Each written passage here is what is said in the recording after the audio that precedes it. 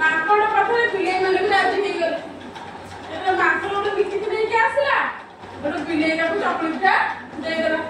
ମାଙ୍କଡ ଯେତେବେଳେ ନିକିତ ଧରିଲା ଏପଟେ ଗୋଟେ ଫଳ ଏପଟେ ଗୋଟେ ଫଳ ପକଉଥିଲେ। ଯୋଉ ଫଳ ବଡ ହଉଥିଲା ସେଇ ଫଳ କହୁଥିଲେ ସେ ଖାଇ ଦଉଥିଲା। ଯୋଉ ପଟ ବଡ ହଉଥିଲା ମାଙ୍କଡ ସେଇ ପଟ ଆଣିକି ଖାଇ ଦଉଥିଲା। କାରଣ ମାଙ୍କଡ ଚାଲାକ ନା ବିଲେଇ ଚାଲାକ? ତ ମାଙ୍କଡ ଏମିତି ଚାଲାକି କରି ଯୋଉ ପଟେ ପୁଣି ଟିକେ ବଡ ହବ ସେଇ ପଟେ ପୁଣି ଟିକେ ଖାଇବ। ଯୋଉ